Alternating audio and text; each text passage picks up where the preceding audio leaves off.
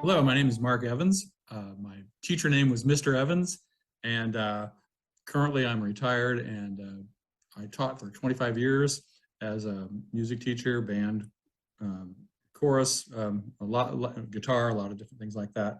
When I was in school, probably the most influential teacher for me was my band teacher, since I ended up going into that profession. And he was a very, his name is Mr. Gutman, very serious guy, very professional and all that. And I had to leave that organization when I was between my junior and senior year. So my senior year, I had to leave all that behind, move to a new school and in a new town and a new state, and got a band teacher who I didn't like at all. And he was a very mean guy. He was very serious, but very competitive.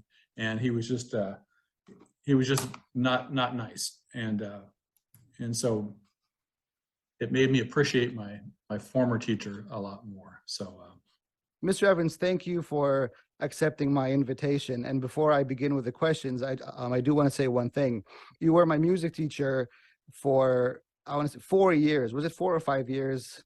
Starting from the beginning band all the way to advanced concert band and a guitar class on the side. Yeah. So I play the guitar a little bit because of you. I play music, because of you. I played the trumpet, and I later went into percussion. And while I already had an inclination for, music, you made me fall in love at a much deeper level. You are one of a few teachers that I remember very vividly. I remember your charisma in the classroom. I remember your patience with all of your students, and I underline all of your students because I remember the makeup of our classes, right? Yeah. And I remember they were like really big classes too. Like your class was one of the bigger ones because it was a mini orchestra. I mean, you had all the pieces of the bands. You had the woodwinds and no strings, actually. I remember there was no strings, but all the woodwinds and the brass and the percussion.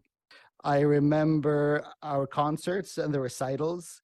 I remember you dressing up as the funny Beethoven. I wish I had a video. Yeah. I really wish I had a video of that, but it's ingrained in my memory. And so having you on the podcast is a true honor for me. And so thank you very, very much for accepting my invitation. Well, it's an honor for me too, and great to see you. And, and as a teacher, you always hope that you didn't mess somebody's life up too much. And you look like you're doing okay. What made you become a music teacher? What was that story? Music was always something I was pretty good at. And there were just a lot of other things that I wasn't that good at. Mm-hmm. And, I was in all sorts of rock bands, and I played trumpet in some of those bands, and played guitar and sang in others. And I wanted to go into music. My father thought, you're never going to make it as a rock star. Like you better have a plan B. Like many other fathers. Yeah. And, I'm glad he said it. At the time I thought, well, you don't know, Dad, but, I think I can. But he said, you need to go to college and have a plan B because, teaching is a good thing. And the more I thought about it, the more I thought, yeah, that would be good. It would be a good outlet. And as it turned out, I really loved it, and really, really loved, doing it every day, doing music every day. I just loved interacting with all my students. It was just a lot of fun, really. It was a lot of fun. How important is music education to child development? Well, there's really a lot of research into it now, but just off the top of my head, I could say, students that don't get it, that don't have any arts education, whether it's music, visual arts or drama or whatever, they can make it. They can survive in the world. But I know that music gives you it does something to your brain, opens up your brain, and helps to connect a lot of other things. And it's also one of the only things in the curriculum that touches on feelings and emotion and things like that. I think the world would be pretty emotionless if there weren't the arts in the schools. So I think there's, I think there's that. I think people that have a music education or an arts education, I think they come out, with a better feeling and empathy toward other people and just better citizens in general. And I think, those connections that are made in the brain, whether it's through foreign language or through, all sorts of things, math, everything.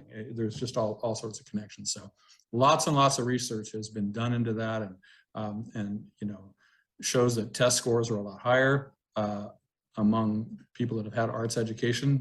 SAT scores are higher. It's a proven fact. There's just lots and lots of research out there. So yeah, I think it's very valuable. And especially music, I think, because music is related to, languages. Music is a language on its own, right? It's also related to, I guess, mathematics, because you're counting and you're things like that. So subdividing and all that. Yeah. Right. Exactly. Yeah. Exactly. How many years were you a music teacher? 25. So, okay. So you've seen a lot of generations in your time. From your experience, how have you seen music transform students? If you can remember sort of, if you have specific examples, that would be even better. Yeah, I've got a couple of examples I could tell you. I know that there were some students, and their parents told me, and I found out other ways, that if it hadn't been for the music program, they probably would have dropped out of school. And one student, especially that I remember, had been in trouble with the law. Had been arrested. He was really down and out, doing a lot of drugs, and just basically giving up with school. And he got into the band program. He was a bass player, and we put him in there, and he just really flourished in there. And the guy turned out to be a good student, stayed in school, good student, went on to college. Now he is an excellent drama teacher. Wow. And so he took it and ran with it. I know another girl who, and this was in Cairo too, who I found out that she was suicidal and really close to doing that. I would have never known it because she never seemed that way to me. But, and then I just found out that, her involvement in music and in the class and being with everybody too, that really helped to save her. So, there are things like that. There's stories like that. And there's probably just lots and lots of stories. Of course. That I don't even know about. Right.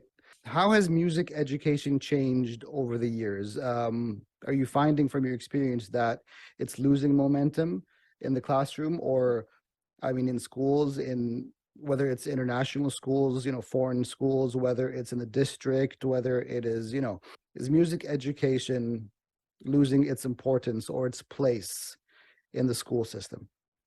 Yeah, I think it's still alive and well in most places, but it's one of those things. It's sort of an expensive program, so it's one of the things that's always on the chopping block, and you're always trying to justify its existence in your school. I had a really unique experience after I stopped teaching to work for a large music company where I was traveling from school to school, renting instruments, selling instruments, repairing instruments, things like that. And so I was in classrooms daily of all these different band teachers and orchestra teachers. And I learned so much after I stopped teaching by doing this. And I saw some really excellent teachers. I got to watch them, get to know them, and also got to see some not so good teachers, and was able to compare myself that way. But, and realize, there was a lot I didn't know when I was teaching. But what I saw, at least here where I'm at in North Carolina, it's alive and well. And there's a big emphasis on marching band and concert band contests and things like that. It's very competitive, but it's funded well in the schools and for most schools. So I think it's alive and well. I think there's good news there, but I think it's kind of always a struggle in schools to keep it there. You and I are musicians, and so obviously we understand the passion for playing music, listening to music, creating music. what about the administration or the parents or the teacher, other teachers who say, let's focus on the math and the English and the history and the sciences, and sort of, ignore music for, if you got, I mean, if you have extra time, okay, do your music, do your little daddle, but, let's focus on the core. um I mean, because of your SATs and your standardized tests and the state Right. this and the provincial this, right? I mean, especially people who are in a position of a decision maker, right? Right. I mean, again, whether it's a parent, choosing, I mean, helping a student choose their courses, whether it's another teacher letting the student out of their class because of a recital practice or whatever, Mhm. whether it is a school administration who says, let's not fund this, let's fund, more science equipment or I don't know, smart boards or whatever. And I mean, if there's extra time, if there's extra resources, if there's extra money, we'll sort of look into the music program. What would you say to those people? Right. Yeah, those are really good questions. And like I was saying before, a lot of times music is pushed back into the corner.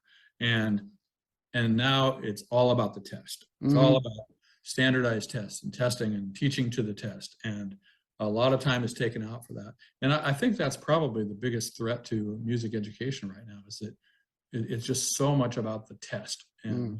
and not realizing the importance of the music education as a whole, as a basic part of education. I mean, it should be a core subject, in my opinion. Mm-hmm. Probably your opinion too, since we're both Absolutely. musicians. I mean, at least maybe not music, but some form of the arts. I Mm. mean, maybe somebody's a better artist, or or drama, whatever. But to have that as a part of the core of the curriculum, I think is really, really important. And I would argue, and I have had to argue, Mm. being a teacher, I have had to argue with parents about it. They're going to take the kid out because of this or that, or I've had to argue with principals that didn't want to fund it or didn't want to allow me to have an extra rehearsal. Or I mean, it's just always an issue. It's always Mm. an issue. But I think teachers like me have to fight for it. You have to fight for it if you really believe in it. And so that's what I did. I felt like that was important to do, fight for it.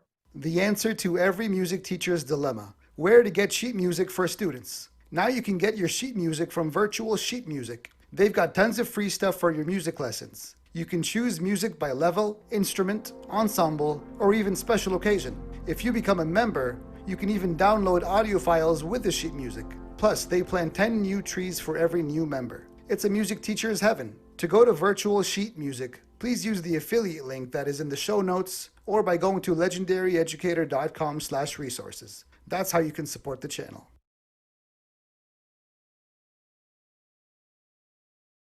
Say hypothetically, God forbid, in a dystopic future where music is eliminated from the school and the school system, and the system only relied on the core subjects, like the, math, English, science, history, whatever. What are the consequences of that on students, on society at large? Well, it seems like it would sure be boring, Mm-hmm. if there are no future musicians. I mean, I wonder about symphony orchestras and things like that. I mean, there just aren't very many string programs in schools anymore. So I don't know where these are going to come from.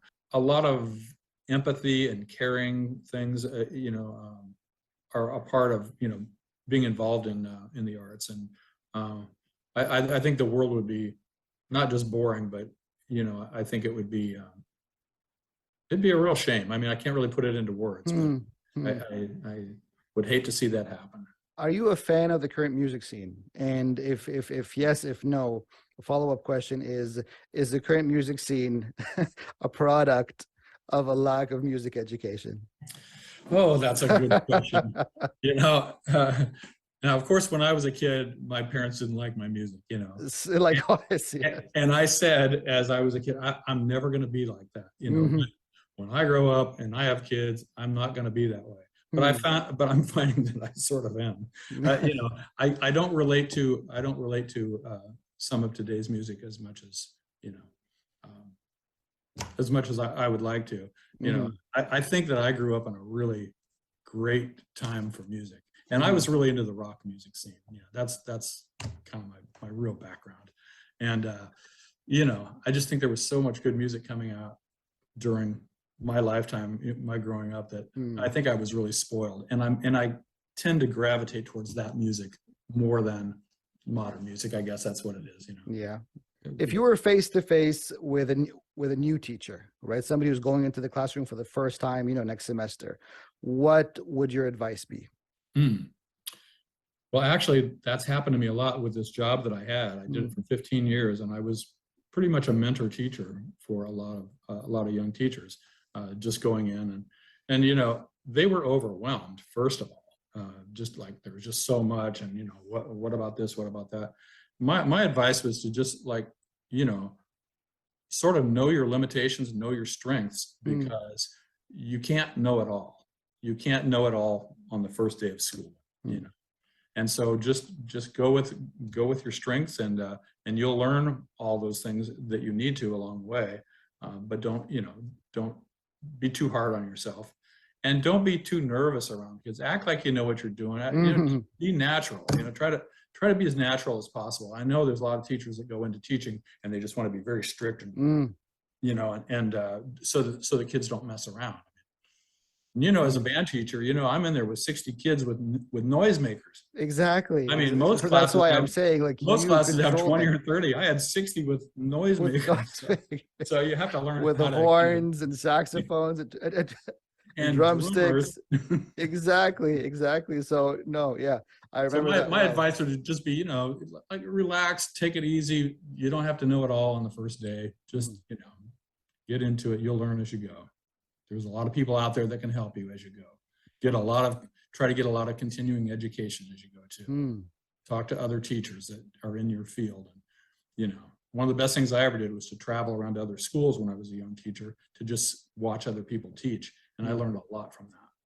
So if that opportunity exists, I'd say really try to watch teachers who have been at it for a while, see what they do. Talk to What is the key to a successful classroom? Key to a successful classroom. I suppose that you could measure success in lots of ways. A lot of times, if it's you know, if there's test scores involved, you can kind of tell you've been successful by doing that. In a music classroom, to me, success was measured by how did it sound? How did the music sound? What did the parents say? What did people who have been musicians all their life, who are parents, what do they say? You know, oh, you did a really good job. Or if nobody says anything, then you probably go, well, maybe I didn't do so good. But you know, a successful classroom is one, I think, that the students come out of it with something, with a skill, with a good skill. They come out of it not being browbeaten. They come out of it with an appreciation for that field. That's what I would say is a measure of success. Yeah. Mr. Evans, thank you. Is there anything else you want to add? I will say that you know, during my time with you and in the school there, that I really had a great time. And I think, as far as being a successful teacher, you know, I hope teachers are doing it because they want to do it and not because they just want to get money. You know, and luckily I really liked it. I like to have fun. I you know, like to use a sense of humor, and you know, hopefully that you know, teachers can make their classrooms fun. You know, yes. I like to have fun. It just came natural that way. But thank you for your time. Thank you for accepting my invitation. Oh, and very happy to. It is an honor. It's an honor because you are a legendary educator, sir. Yeah. Well, it's nice of you to say so. You fit I just feel like a regular guy, but you fit the description. You are by definition a legendary educator. And I know this for a fact because it's not only me who remembers you. You know, sometimes we put those, you know, things on Facebook. Who was your favorite teacher, right? And your name always comes up. Your name always comes up.